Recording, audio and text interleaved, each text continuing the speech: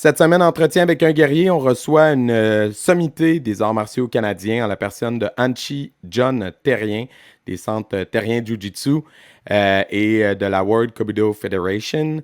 Notamment, on a parlé de son long parcours dans les arts martiaux, évidemment, ses écoles. On a parlé de son travail de pédagogue, de son travail de coach, de son travail de gérant, de combattant. C'est un monsieur très généreux de son temps, considérant qu'il est très occupé. Et ça a été vraiment un honneur de le recevoir. J'espère que vous allez apprécier l'épisode autant que nous. Si vous êtes des Patreons qui nous encouragent, merci beaucoup déjà de votre support. Si vous voulez nous écouter aujourd'hui, en plus, le Blitz Quiz est vraiment intéressant avec Henshi John. Donc, Patreon, c'est quoi? C'est 3-4$ par mois. Vous nous encouragez et vous avez du contenu exclusif aussi en plus. Si vous avez un dojo, vous pouvez nous encourager avec 10$ par mois. Ça vous fait de la pub à chaque fois qu'on poste un épisode et vous pouvez venir co-hoster un épisode avec nous. Si vous voulez nous encourager gratuitement, n'hésitez pas à commenter, partager et liker ce qu'on fait. Ça nous aide vraiment à nous faire connaître et à se faire voir sur YouTube et les pages. Merci. Les cicatrices nous rappellent d'où on arrive. Les combats qu'on doit livrer quand le destin chavire. Guerrier, on fera ce qu'il faut pour la famille. Cœur de lion, œil de tigre, on a la paix dans la mire. The battles are never ending, I know. But we will get up and get on with the fight. And we'll do whatever for what is right. Just put your trust in us, in us. Cette semaine, entretien avec un guerrier, on reçoit un monument des arts martiaux au Canada, puis en Ontario, dans la région de l'Outaouais, mais aussi reconnu internationalement en la personne de Hanchi John Terrien. Bonjour Hanchi, ça va bien? Ça va très bien, merci de m'inviter. Bien, merci à vous d'avoir accepté dans votre horaire serré. Là, on a réussi à trouver un temps qui convenait. C'est merveilleux. On est vraiment content de vous recevoir. On part tout le temps un peu de la même façon. Pour les gens qui ne vous connaîtraient pas, est-ce que vous voulez nous situer d'où vous venez et à quel moment là, les arts martiaux sont arrivés dans votre vie? Écoute, dans le temps de Moïse, quand ils l'ont trouvé dans le petit berceau, là, Ouais. Écoute, premièrement, mon nom est Hanchi John Terrien. Je viens de la région d'Ottawa, comme tu as mentionné. Puis j'ai débuté les arts martiaux, fait presque 60 ans passés. Là, j'étais tout jeune, j'ai commencé avec un peu de judo. Ensuite, j'ai fait un peu de boxe amateur. Et puis, j'ai découvert le jiu-jitsu à l'époque, à la mi des années 60 à peu près, en jiu-jitsu avec professeur Georges Sylvain, qui est un autre monument comme pionnier et fondateur, qui est décédé malheureusement en décembre dernier. Et puis, de là, ça a pris de l'ampleur. Puis, tu tombes en amour avec les arts martiaux. C'est à un moment donné, c'est les arts martiaux qui viennent te chercher. Pour ceux qui restent là, on dit, on va aller faire du karaté, on va aller faire du jiu-jitsu, on va aller faire du MMA. Ça, c'est tout beau. Mais à un moment donné, il y a quelque chose qui vient te chercher. Puis moi, c'était ça. Et puis, j'ai jamais regardé en arrière. Le 1er avril, il y a quelques jours, j'ai célébré le 53e anniversaire de les écoles Terrien Jiu-Jitsu dans la région de l'Outaouais. On est en Espagne, on est aux États-Unis, on est un peu partout. Puis la vie est belle. Ben, c'est merveilleux, ça. Félicitations pour ces 53 années-là. Ouais, félicitations. Vraiment, on n'a comme pas le choix de souligner tous les honneurs qui vous ont été donnés au fil des années. Mais avant qu'on arrive aux hommages, parce que les hommages, ça arrive après des longs parcours, mais là, on a skippé vite. Là, vous avez commencé les arts martiaux, ça fait longtemps. Après ça, le jiu-jitsu. À quel moment vous avez voulu fonder vos écoles? Vous avez décidé que vous vouliez faire ça comme de votre vie? Là? Le 1er avril 1968, la première école de Terrien Jiu-Jitsu s'est ouverte. Okay. Et puis, mais avant ça, j'étais un élève, comme tout le monde, je suis encore un élève, mais j'étais un élève de M. Sylvain. Okay. Puis, j'ai devenu un assistant instructeur à son école.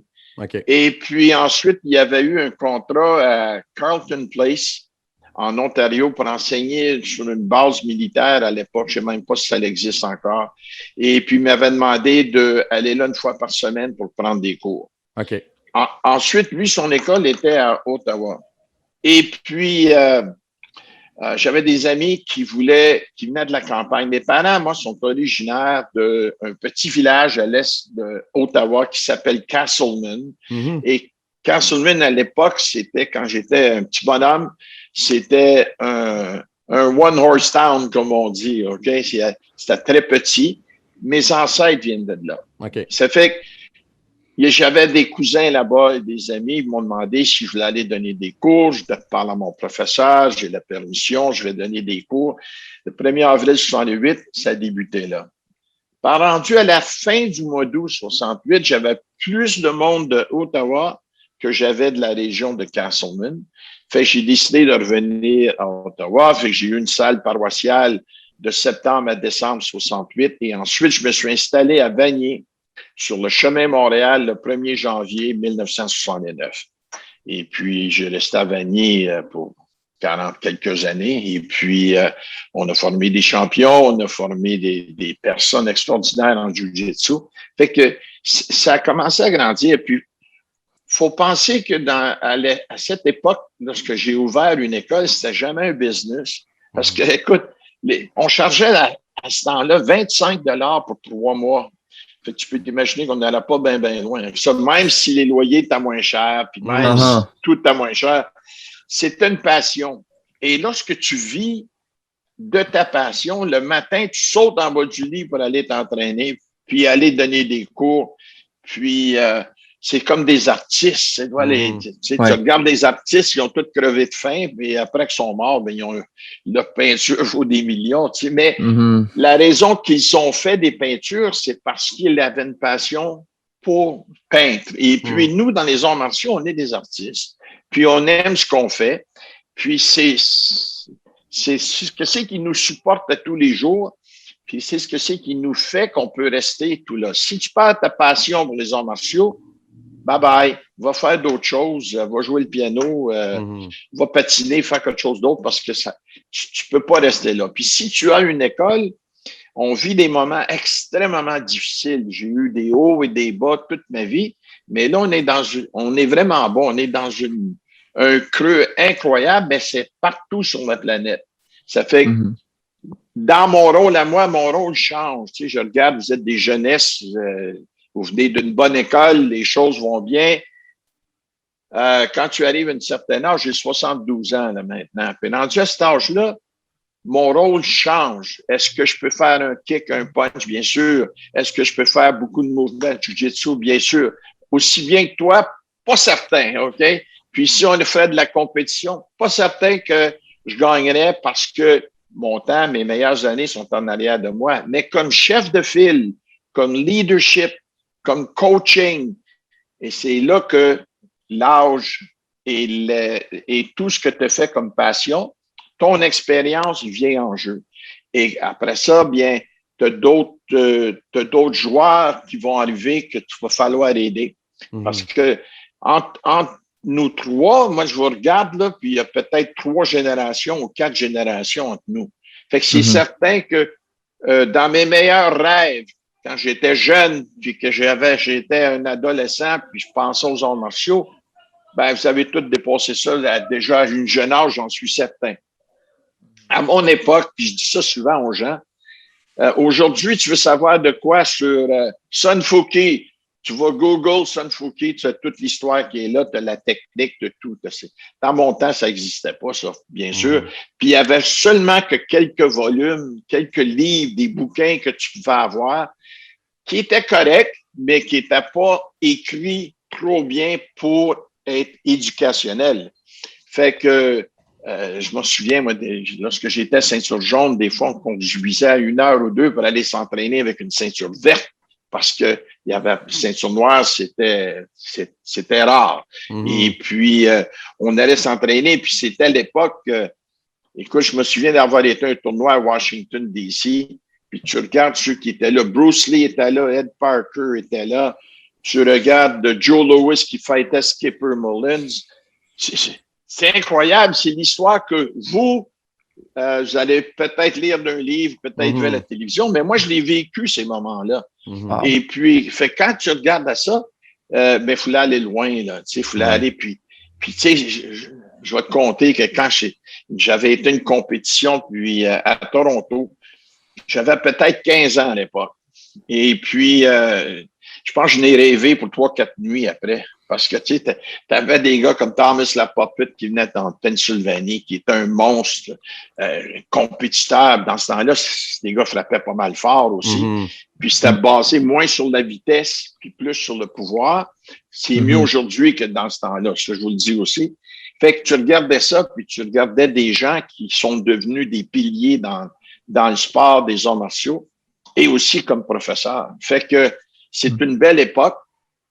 Aujourd'hui, écoute, tout le cheminement qu'on a fait depuis 50, 60 ans a amené les arts martiaux aujourd'hui. Là, maintenant, c'est à votre tour de l'amener à une autre, un stage. Puis la seule chose que je peux vous dire, c'est soyez patient un petit peu parce que là, on vit des moments que je connais une vingtaine d'écoles à travers la planète qui sont fermées à toujours là, parce qu'ils ont tout perdu.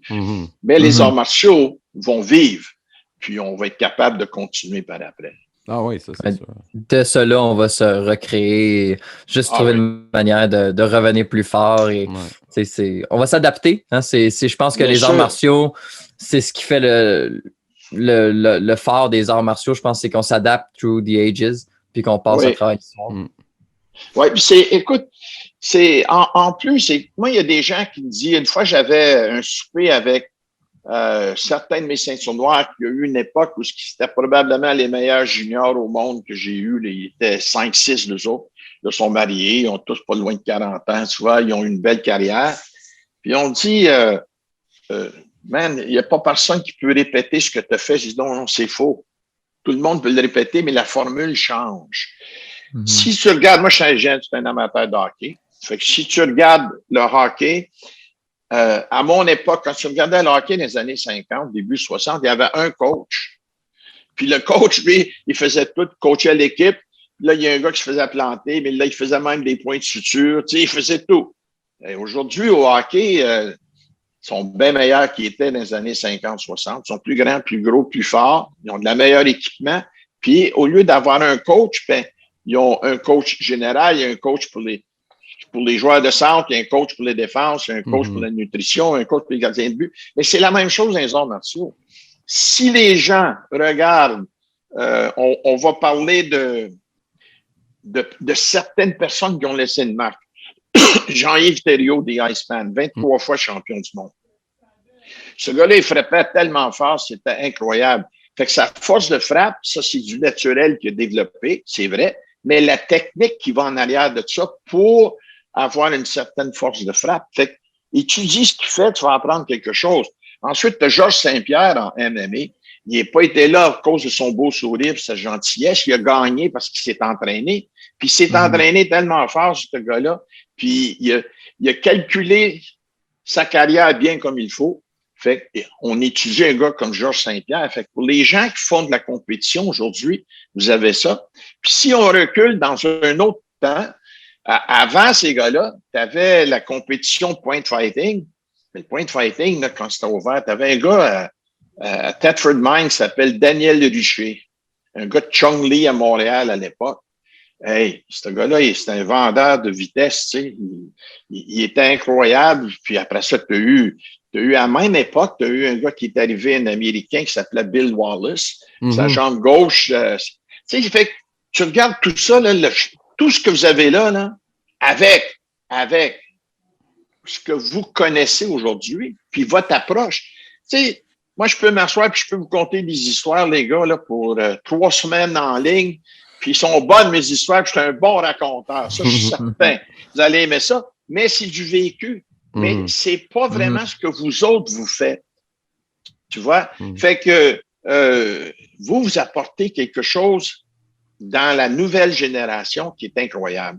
Puis les écoles aujourd'hui, mon Dieu Seigneur, les écoles sont tellement belles, sont bien équipées, vous êtes bien dirigés, les gens qui viennent chez vous ont une chance de grandir, puis ils ont une chance de profiter de 50 ans en arrière de vous autres d'expérience qui a été donnée de génération en génération. Hein. Fait que ça, si on regarde ça, ben ça, c'est fantastique. Et puis, les arts martiaux, il y a tellement de qualité pour tout le monde. Tout le monde devrait faire des arts martiaux. En commençant à l'école primaire. Bon, oui, en commençant à l'école primaire, en donnant aussi les bénéfices de si on parle, exemple, de respect, puis on parle de confiance, puis on parle d'attitude positive, ce que moi j'appelle attitude ceinture noire. Fait que si tu apportes tout ça dans les écoles, mais il y aurait peut-être moins de crimes, il y aurait peut-être moins de...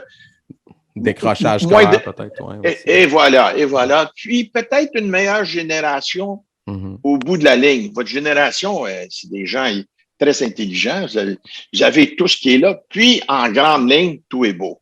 Fait que, mais si on fait des arts martiaux depuis de jeune âge, tu sais, j'écoutais une entrevue l'autre fois, puis Alain Sailly de France, qui est un grand technicien, un gars extraordinaire, dont 62, 63 ans maintenant, ils lui ont demandé, recule le plus loin que tu peux, parle-nous du début de tes arts martiaux. Il dit, j'avais 5 ou 6 ans, je ne suis pas certain, là. Puis il dit, mon père faisait du judo, puis il m'a amené faire un cours de judo. Puis je me souviens que mon père, au sol, m'avait pris dans une position de judo, puis je pouvais sentir son kimono qui sentait très bon, qui sentait tu voyais l'amour du père, tu voyais la technique du judo, puis le feeling du gi qu'il portait. Ah, hey, c'est loin ça, là. Tu sais, mais ça commence là, puis ça reste avec toi jusqu'à temps que, après ça, il fait du sambo, puis il est en compétition contre les Russes, puis fait qu'il y a un gros cheminement qui est fait in between. Fait que les arts martiaux, c'est pour tout le monde. Oui, absolument. Et vous avez parlé rapidement que vous avez formé des champions. Vous avez, il y en a un que vous avez nommé, si je ne me trompe pas, Jean-Yves Thériault, ça vient de vos écoles, ça? Oui, Jean-Yves. Vous en parlez un peu, hein? Oui. Jean-Yves, c'est encore un de mes meilleurs chums, là, maintenant, tu vois. Jean-Yves est venu chez moi à l'âge de 17 ans. Puis, il faisait du jiu-jitsu, puis il était bon. On allait en compétition. Puis son frère Victor, qui est promoteur à Montréal, lui, il avait arrivé avant. Et puis, Victor aussi était très bon. Très, très bon en compétition, puis il a gagné plusieurs championnats. Il a amené son frère. Fait que Jean-Yves arrive au club. Jean-Yves, c'est un gars, parle pas beaucoup, tranquille. Il est venu s'entraîner jusqu'à ceinture jaune, mais il y avait un potentiel. Tu voyais, si vous faites des arts martiaux, tu le sais. Des fois, tu as un élève qui rentre là le premier soir, tu vois qu'il y a un potentiel. Des fois, ça prend un mois ou deux. Fait que Jean-Yves, il avait ça, et à un moment donné, il disparaît, on ne le voit plus. Fait que je dis, Victor, ce qui est ton frère? Ah, il dit, il vient pas, il n'y a pas d'argent, puis il peut pas les prendre des cours. J'ai dit qu'il vienne me voir. Fait que Jean-Yves, il vient me voir, je dis, entraîne-toi, puis on va régler ton compte plus tard, tu sais. Fait que souvent qu'il veut le payer, je dis non parce que mon histoire va changer. Fait que je ne le laisse pas payer son compte. Mais Jean-Yves, en jiu-jitsu, il était très, très bon. Il est devenu ceinture bleue. Et à ceinture bleue, on faisait de la compétition. À l'époque, il y avait une division de ceinture blanche et jaune. Ça, c'était une division en karaté, en combat. Après ça, tu avais orange-vert, ça, tu avais bleu-brune, après ça, noir. Puis en noir, tu avais 2 divisions. Les grands et les petits, parce que c'était pas par poids, ils t'enlignaient, ils te coupaient au milieu, ils disaient, OK, bon, ça, c'est la division poids lourd, puis ça, c'est l'autre division. Fait que le gars, lui, qui était 5 pieds 3, 5 pieds 4, pesait 210 livres, puis frappait fort. Des fois, il faut être un gars qui pesait 130 livres. C'est qu'en tout cas, c'était l'époque. Et puis, fait que Jean-Yves est devenu très bon compétiteur, comme beaucoup de personnes. Mais il avait de la misère à contrôler parce qu'il frappait fort en plus. Fait qu'il s'est fait disqualifier plusieurs fois. Et là, le sport a changé. Le sport a changé, puis on appelait ça full contact karaté. Full contact karaté, c'est kickboxing. Aujourd'hui, on le sait. Fait que ça a commencé. Puis là, j'ai changé à peu près une douzaine de mes élèves de partir de point fighting à kickboxing. Jean-Yves en était... Ouais. Et Jean-Yves faisait partie de cette douzaine-là. Son frère Victor était là. Conroy Nelson, qui était dans les super lourds, il était classé numéro 1 au monde, qui était un autre grand artiste. Georges Albert Gauvreau, qui vient de la région de Wakefield, un autre qui était classé 4e au monde. J'avais produit des très bons, très, très, très bonnes personnes. Et puis, ces champions-là ont continué en kickboxing, il y en a qui ont lâché, et Jean-Yves a percé. Et Jean-Yves, il a commencé à monter, puis il était dans une division qui était très occupée, très populaire et tout ça. Fait que ça, c'en était un, ça, c'était Jean-Yves. Puis Jean-Yves, il est devenu 23 fois champion du monde il était le plus grand nom et le meilleur athlète ou un des meilleurs athlètes de son époque. Je vais être poli, puis on va le mettre de même parce qu'il y en avait des très, très bons. Moi, je suis né en 96 et les deux noms que je connaissais du karaté au Québec, c'était Jean-Yves Thériault puis Jean Frenette. C'était deux grands. Exact. Ouais. Exact. Puis Jean, c'est en kata musical. C'est un bon chant. Écoute, on a tous monté ensemble. Puis, il y en avait d'autres, là. Tu vois, t'es au monde en 96. Jean-Yves Thériault a gagné son premier championnat du monde le 15 novembre 1980. Fait que, pense à c'est ça. avant que moi je naisse. Oui. Mais c'est fou de voir l'histoire qui traverse. Ouais. Ah bien, écoute, samedi soir, j'étais allé souper chez Jean-Yves, OK? Puis, on va juste dire qu'on était légal, on était 5 personnes. Fait que c'est bon, OK? Ouais. Et puis, on parlait de différentes choses. Il a 66 ans aujourd'hui, Jean-Yves. Il est encore en bonne forme, il donne des cours, mais les histoires sont là.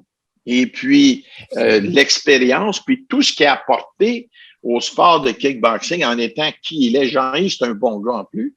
Et là, tu regardes aujourd'hui, écoute, il y a un gars, le Marc-André Barriot, là, qui fait qui fait du MMA, là. Ouais, puis qui est avec les écoles Patnaud, là. Sankudo. Et pas Sankudo, mais les écoles Patnaud. Mais de toute façon, tu as un autre grand champion là, qui est en train de monter. Nous, on a un gars là, qui s'appelle Benoît Ladouceur, qui est champion du monde amateur de kickboxing. Mais là, il a 40, fait que là, il enseigne, c'est un très bon coach, donne des bons cours, super guy. Je parle de notre région, là. On a eu beaucoup. Puis il y a un autre gars qui est avec moi depuis toujours, là, il a 62, 63 ans lui aussi, Normand Beauchamp. Puis c'était un autre, ça, qui, dans les tournois de karaté, qui a gagné des Grand Champs. En kickboxing, il a fait un combat il y avait 40 quelques années contre le champion d'Irlande. Puis le champion d'Irlande, il avait 21 ans, 22 ans, puis il était très bon. Puis bon, il a gagné un combat. Il a gagné le championnat du monde de Jiu-Jitsu qui est semblable, c'est de la compétition semblable au MMA. Puis il a gagné ça en l'année 2000. Tu avais juste 4 ans, mon ami, M. Monette. Et puis, ça, c'était à Vienne, en Autriche. Et puis, fait qu'on a eu beaucoup de champions. Et il y a eu une autre catégorie aussi que je suis très fier, c'est que j'ai produit de très bons professeurs, de très bonnes ceintures noires qui sont devenus des profs extraordinaires. Pour être un prof extraordinaire, tu n'es pas obligé d'être champion.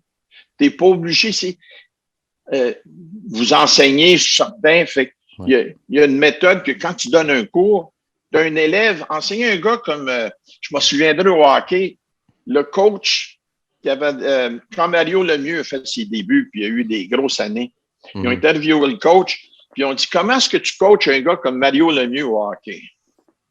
Ben, il dit, Mario embarque sa glace, quand il est tanné, il vient au banc, il envoie quelqu'un d'autre. J'ai rien d'autre à y dire. Il sait ce qu'il fait. Mais un champion comme Jean-Yves Thériault, moi, j'ai jamais eu besoin de dire, Jean-Yves, il faut que tu t'entraînes. Parce qu'il s'entraînait. Puis au bout de 6 mois, il est encore meilleur, il en connaissait plus que moi en kickboxing. Puis je suis allé chercher un autre coach s'occuper de lui. Et là, moi, comme gérant, il m'a fallu que là, je commence à être un petit peu plus intelligent, que je mette un différent chapeau comme promoteur, comme gérant. Puis une année, je me souviens, là, je dis, OK, t'es prêt, mon chum? Reste prêt parce que tu vas être occupé cette année. J'ai eu 13 combats pour lui dans 12 mois. C'est énorme, ça, en kickboxing. Ça n'a jamais été fait. Mais après 12 mois, là, 13 combats d'extra, parce qu'il y en avait déjà qui avaient fait. Mais là, t'es affilé, là. Tu sais, t'es à ton meilleur.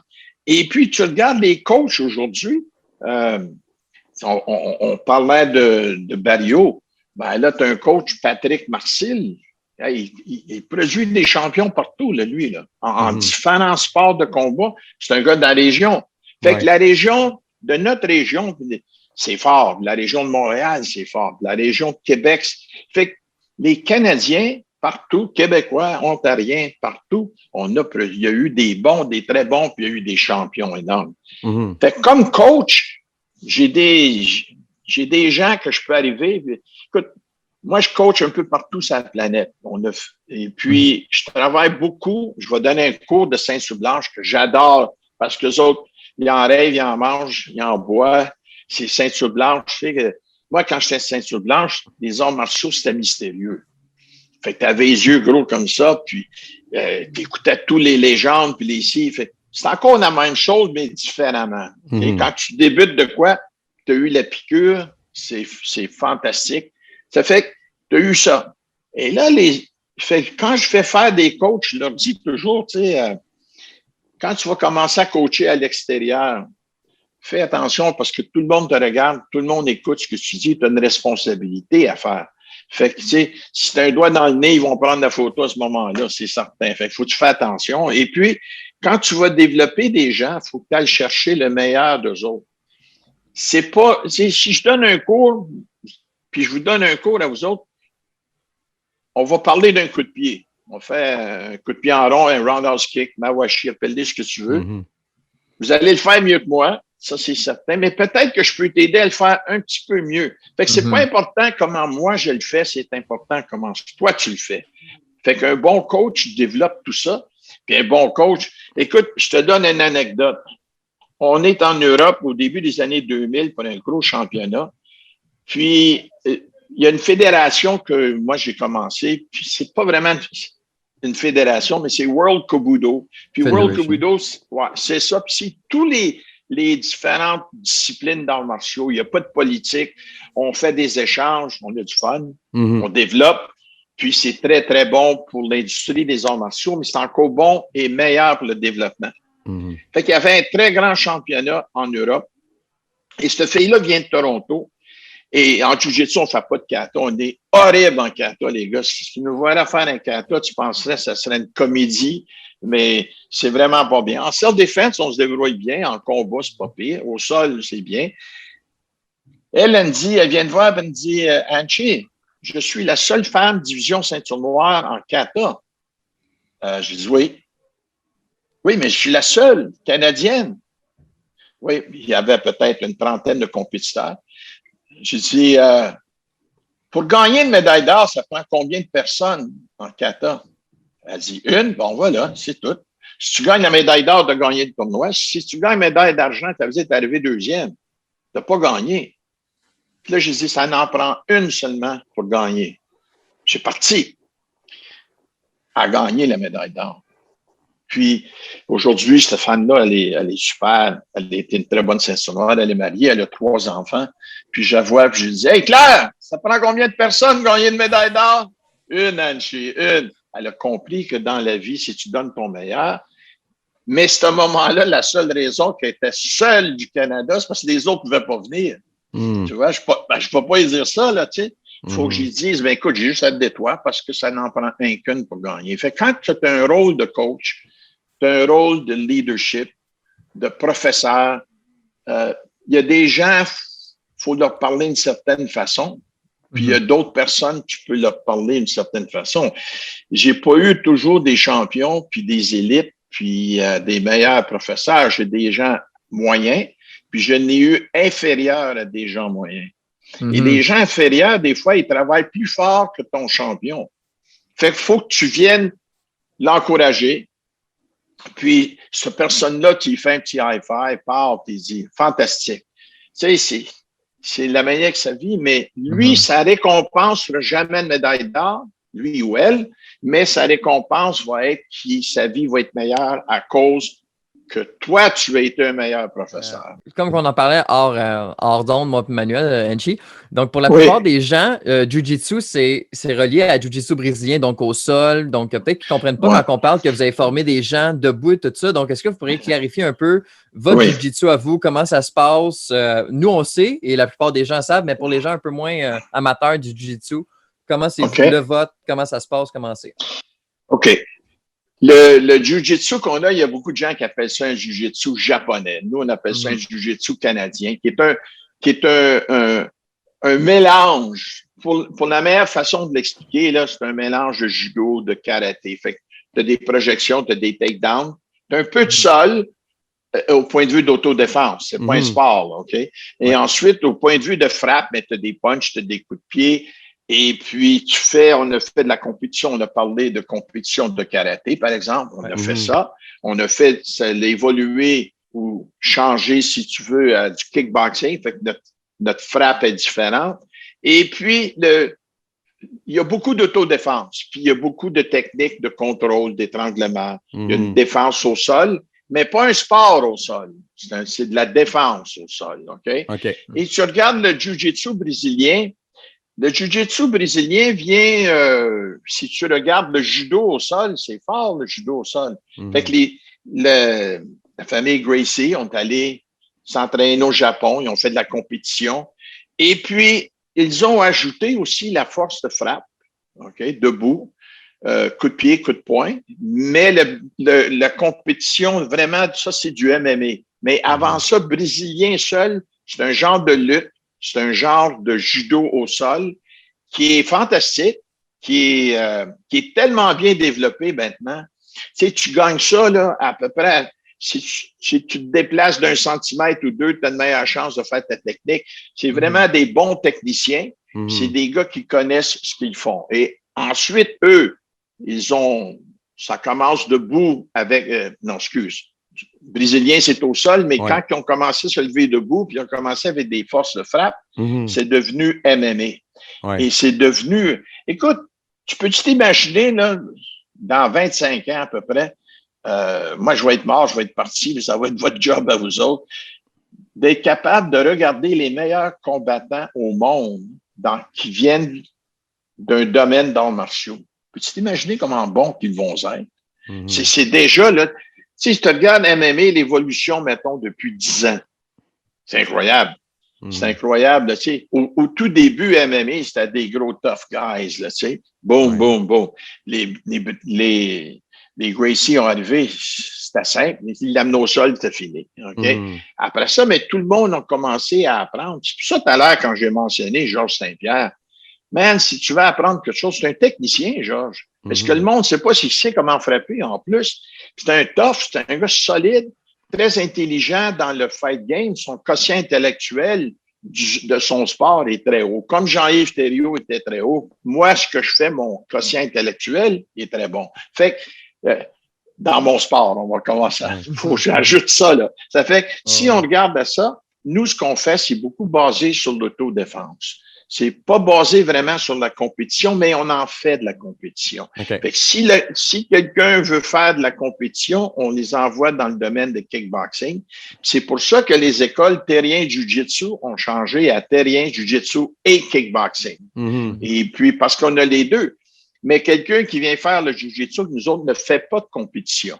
Il fait de l'entraînement, fait de l'autodéfense. Ça me relie à quelque chose que vous avez dit tantôt avec Jean-Yves qui se fait disqualifier parce que c'était trop rough. Puis j'ai vu que votre style venait d'autodéfense de votre professeur qui était un vétéran. Donc, tu sais, c'est sûr que votre style est tellement efficace qu'il n'est pas légal. Tu sais, en compétition, ça va être trop dur. Donc, il faut s'adapter et réduire à ce moment-là. Là. Et c'est ça. Puis, après ça, mais le sport est devenu sport, mais est devenu tellement bon. Tu sais, c'est les athlètes aujourd'hui, écoute, les athlètes qui viennent du domaine des arts martiaux, en judo, en karaté, en kickboxing, en brésilien, en MMA, hey, tu prends les meilleurs au monde, là. Et puis là, il y a un sport, c'est pas nouveau, mais je vais l'implanter au Canada, là, après le COVID, qui s'appelle Kudo. K-U-D-O. Tu feras une recherche là-dessus. Puis je vais te faire une autre émission avec des experts, parce que je suis pas rendu un expert encore, mais ça aussi, c'est un mélange semblable à ce qu'on fait MMA ou sport jiu-jitsu, si tu veux. C'est des choses extraordinaires. Encore une fois, tu regardes ça, puis c'est bien implanté au Japon, puis ça sort. Là. Il y a peut-être 40, 50 pays ça pousse. Puis c'est bon parce qu'il y a de l'évolution dans tout. Puis là, on serait rendu à en parler parce que vous avez reçu beaucoup d'hommages au fil des années. Puis même, je pense qu'il n'y a pas très longtemps, c'était la ville d'Ottawa qui vous rendait hommage pour votre carrière. Vous voyez ça comment? Là? Parce que j'imagine, vous le disiez maintenant, mon rôle, c'est plus un rôle de leadership. L'avenir de vos écoles, je pense que c'est beaucoup une entreprise familiale, vos écoles. Est-ce qu'il y a de vos enfants qui ont pris la relève? Comment ça se passe? Bien, écoute, mes enfants, moi, sont ceinture. J'ai 2 garçons, les 2 sont ceinture noire. Okay. Il y en a un qui vit à Toronto, l'autre, il vit local. Ils ont eu une carrière extraordinaire dans leur monde à eux autres, qui n'étaient pas dans sport, mais qui étaient en affaires, ils vont bien. Okay. J'ai 6 petits-enfants puis à Toronto, puis leur sport, eux autres, c'est le baseball. Il y en a 2 qui sont extraordinaires. Il y en a un qui, l'année prochaine, c'est le draft year, c'est OK? Fait que lui, il a des bonnes chances de jouer professionnel, puis l'autre, proche, on verra. Ça fait fait que la relève a été, pour Terrien Jiu-Jitsu, la relève a été montée par des ceintures noires que j'avais formées. OK. Les écoles de Terrien Jiu-Jitsu, c'est pas des franchises. Moi, je voyais quelqu'un qui était bon, qui était un exemple, on a parlé de Normand Beauchamp, puis lui, il vivait à la campagne à Chesterville. Chesterville, c'est à peu près 40-45 minutes au sud d'Ottawa. Puis j'ai dit, Norm, ouvre une école. Fait que lui, il ouvre l'école, il enseigne. Ça, c'est sa business à lui, mais on garde un œil sur la qualité des élèves. On travaille ensemble. Fait que ça c'est parti de cette façon-là. Mais il y a quelqu'un qui m'a fait cette remarque-là, là, 3-4 ans passés.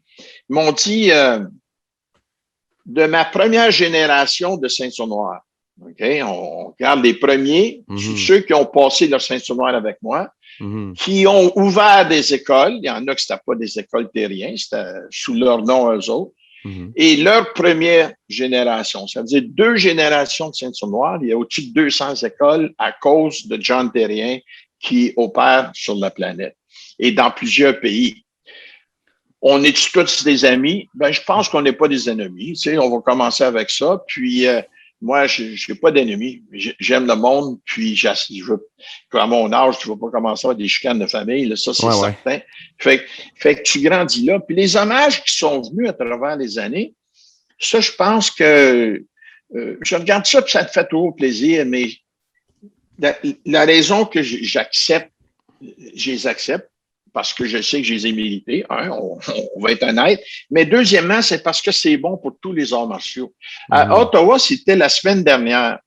Le Ottawa Sports Hall of Fame, c'est énorme. Tu sais, t'as de tous les sports. Fait que si on parlait du hockey, tu sais, t'as des gars comme Denis Potvin, qui est un superstar au hockey, qui était bien avant de votre génération.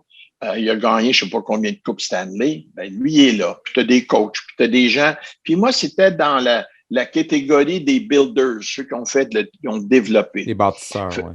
Les bâtisseurs, justement, merci. Fait que tu regardes ça, puis c'est bon parce que ça met les arts martiaux. Tu sais que si toi, tu fais un bon coup dans les arts martiaux, mais c'est bon pour nous, c'est bon pour ton voisin, c'est bon pour l'autre école.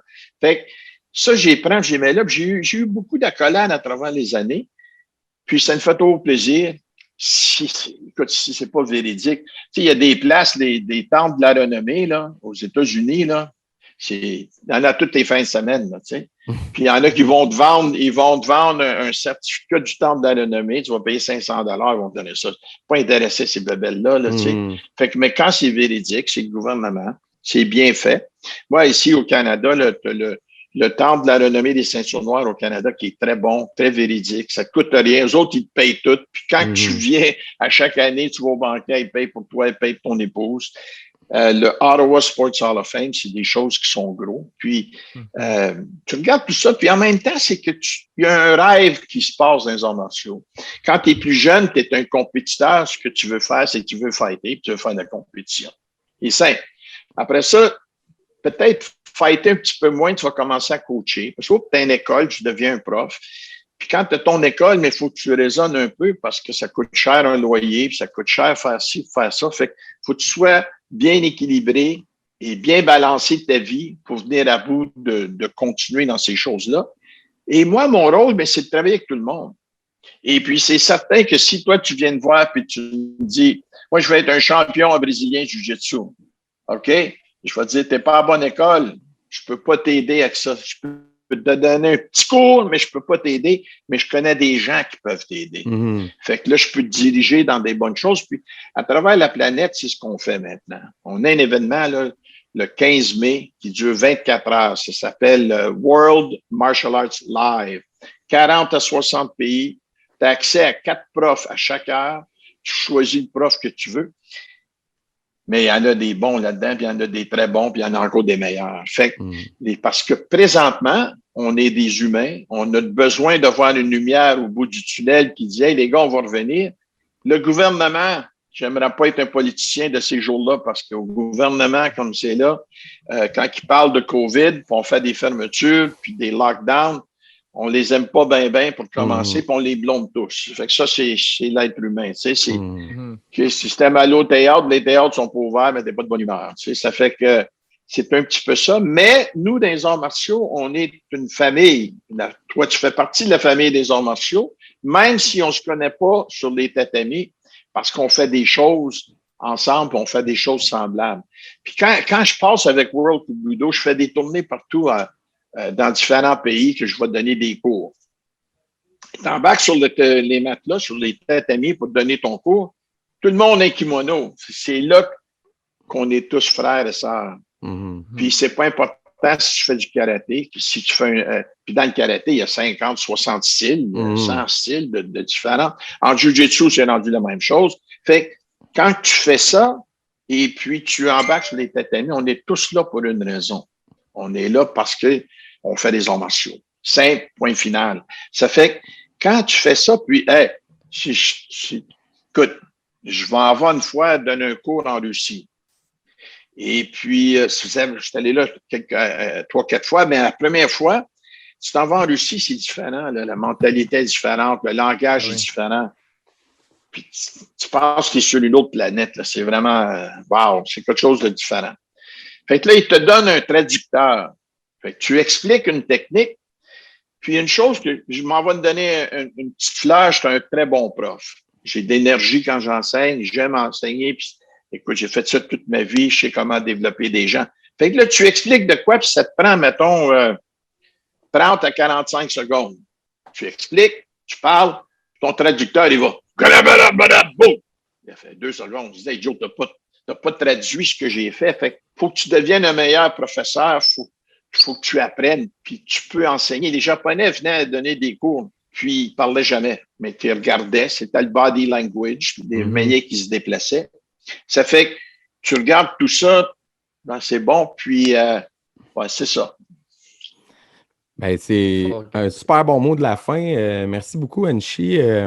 Vraiment, là, c'est toujours ça un peu qu'on vit, moi puis Jérémy, quand on reçoit des monuments comme vous, là, on va dire ça comme ça. Là, ben, on parle pas beaucoup, n'est-ce pas parce que c'est pas intéressant, c'est parce qu'on vous laisse toute la place, puis c'est vraiment le fun.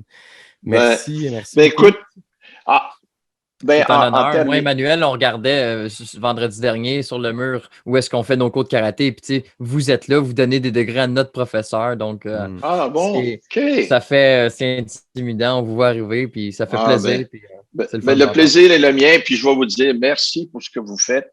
Quand j'ai vu ce que tu faisais, Jérémy, je te dis, veux-tu pas? Oui, je vais le faire parce que